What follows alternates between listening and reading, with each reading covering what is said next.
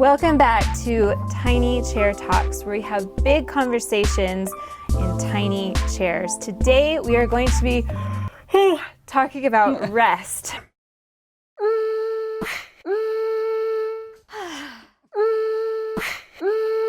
These are cozy.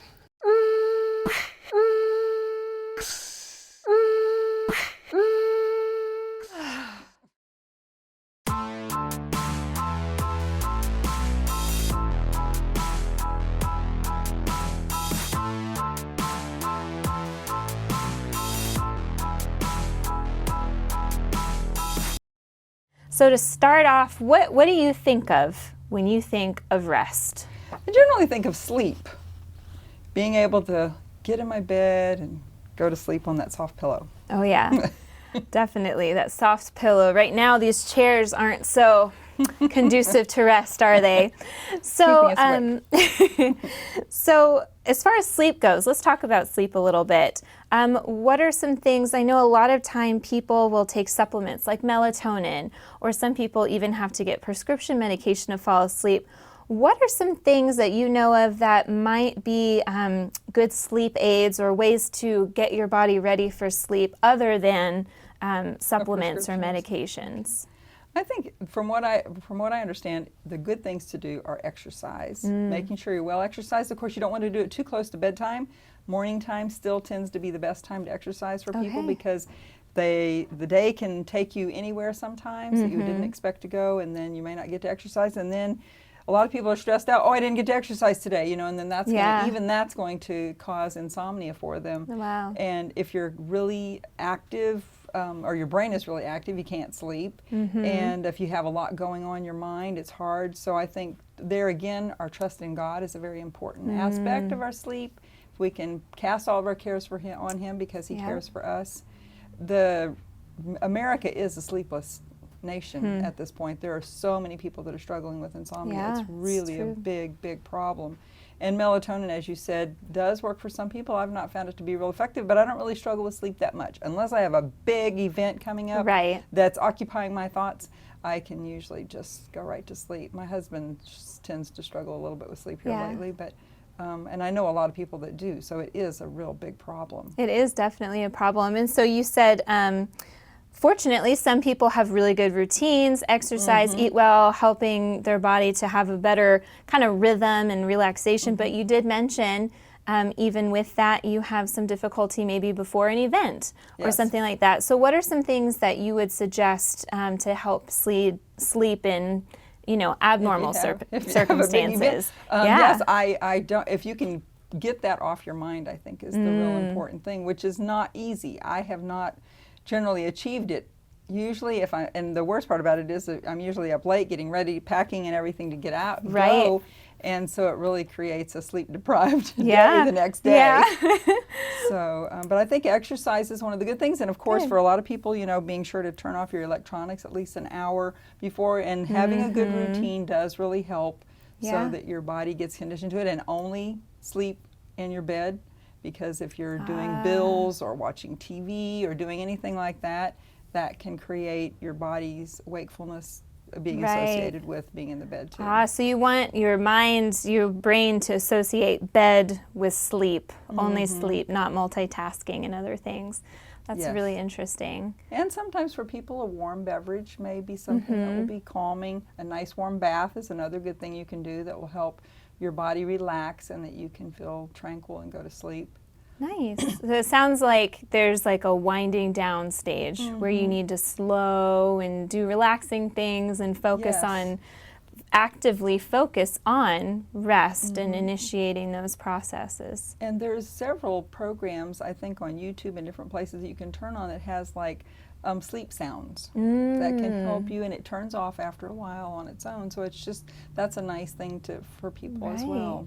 Yeah, and I know that I use, there's an app that I use called Dwell, and it's really nice. They have these voice actors reading scripture, and they have beautiful background music, and so something that I've used to fall asleep, or at least get myself into like a more calm restful place is, you know, Yes. especially putting on like Psalms or some of the gospel. And in Matthew 11 is that famous, "Come unto me, all ye that are heavy laden, I will give you rest." And later in the verse, "You shall find rest unto your souls." So Yes. I think even having an evening devotional, whether it's listening to scripture or just reading a few verses, I think that could, you know, help us wind down as well. And like you said, before big events or stressful situations, that probably would help too, to you know, cast it all on him. Yes. How else would you see rest and scripture working together?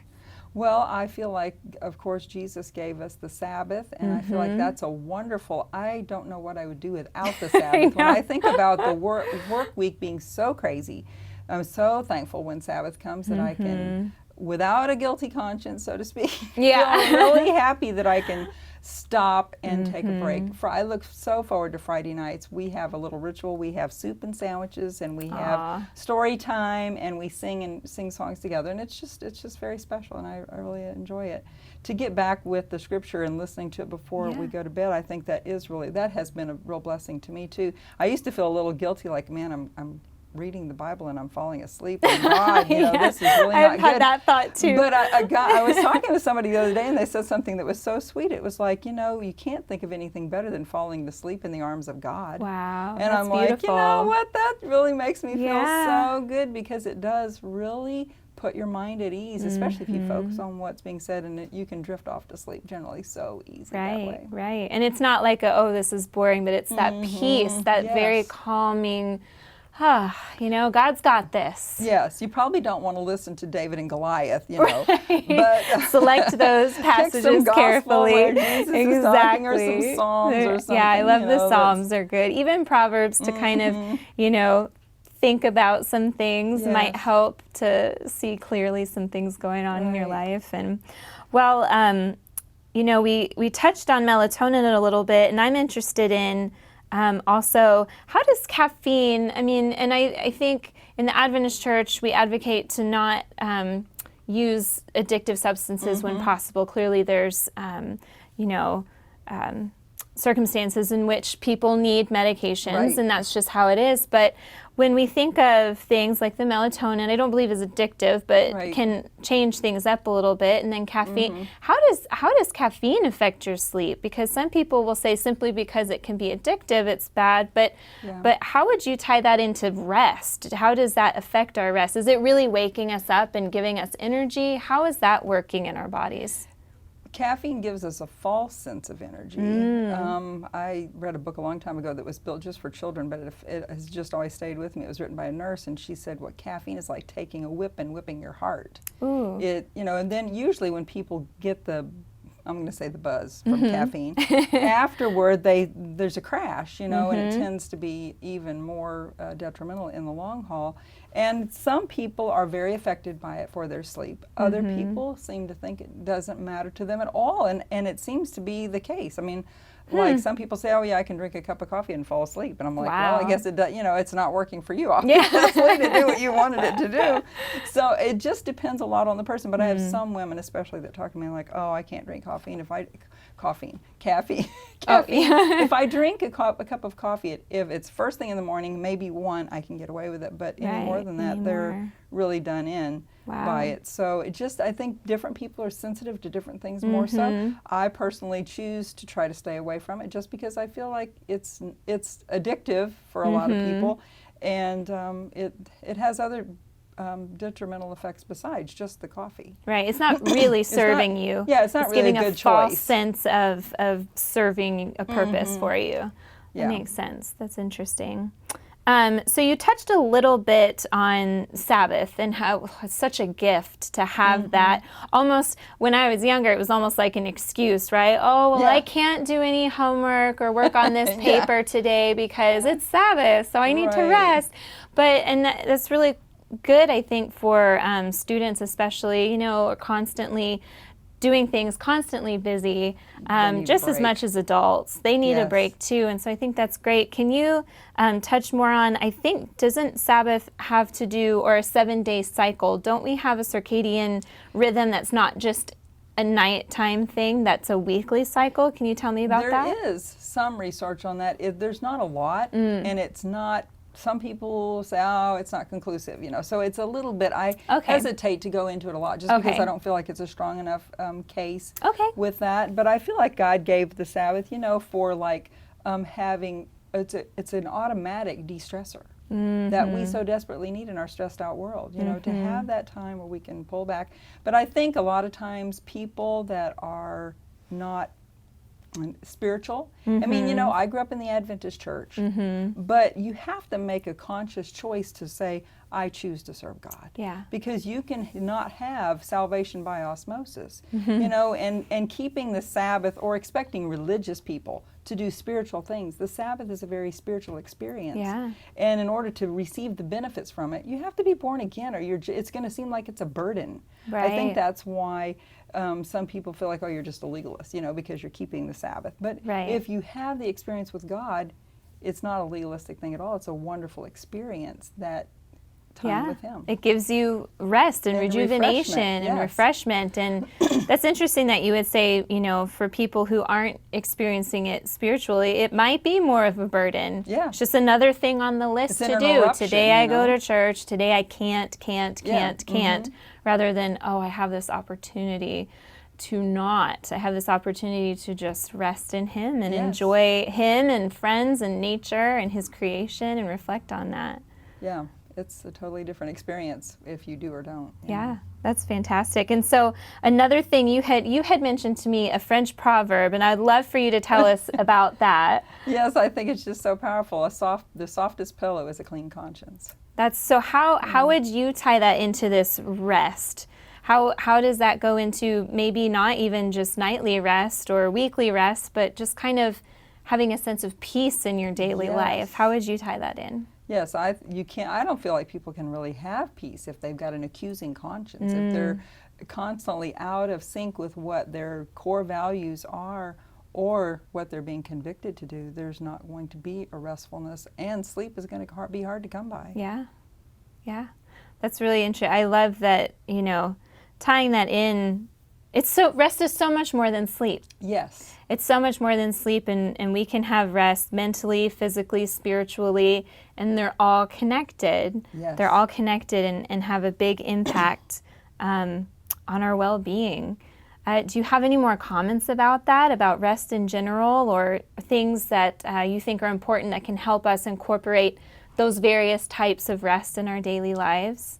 If we're not getting the rest that we need on a regular basis, of course, stress is going to pile up, and then it's going to affect our health, and then we're going to have this domino effect of not feeling well. And I don't know about you, but when I get sick, rest is really hard. Yeah. You lay in the bed and you're miserable, and you just don't like it. I mean, I just don't like to be No, but sick I don't think anybody level. likes that. It's not a good feeling. Sometimes I guess people could say, well, I get a break when I'm sick, but I'm like, I'd rather not have a break. I'd rather work Well, that kind of hard. shows you how exhausted people are. Yes. They're almost welcome illness so that they have an excuse to take a break and to be not, They're so stressed. I have too much stress. I need to let that go. It's sad we get to that breaking point. So how would you, other than Sabbath and restfulness at night, how would you suggest people let go of that stressfulness? I'm assuming you would, like you said in the beginning, activity, exercise. What are a couple of other activities that we could seek to do to help give that full rest? I think taking time with your family would be a really good thing to take. Plan a picnic or an outing, hiking, something like that you can enjoy the beauty that God has created. Right. Because I think having your eyes on restful things like that can really be a blessing compared to the city skyline does not bring us the rest that looking at the creation of God does. So That's I think true. having outings in the outside is a great way to experience rest, and just lay on the blanket and look at the sky, watch the clouds float by. If and carving out that time, I don't know that anybody at the end of their life would ever say, oh, I spent too much time with my family, or I spent too much time resting. And we don't ever say that. It's always but like, you can say the opposite. We always will say, oh, I wish I would have done more to Yeah. build relationships and take time to build my own with God. You know, the devil's trying, I think, on a daily basis to crowd God out of our lives. That's so true. And that morning time, you know, is I think is a Yeah. resting time. It's learning how to rest in His arms by having prayer and Bible study that we have. Absolutely. That builds that relationship for rest. Yeah. Wow, so rest is just so much more than just a good night's sleep. It's mental, physical, spiritual, it's weekly, it's every day, it's in nature, stress. It ties into so much. When I think of rest, I think of sleeping at night. Yes. But it's so much more than that. And I appreciate you so much for coming and talking to us more about it in depth. Thank you for watching this video. Thank you for watching this episode of Tiny Chair Talks, talking about rest with Connie. Visit us at theprojectrefresh.org. Comment below, what are some other ways that you find rest? What are some tips and tricks that you would suggest? We want to give you the best big conversations we can to help you understand your world and God better. So leave us a comment, like and share this video, and check out our other content, and we'll see you later. Thanks.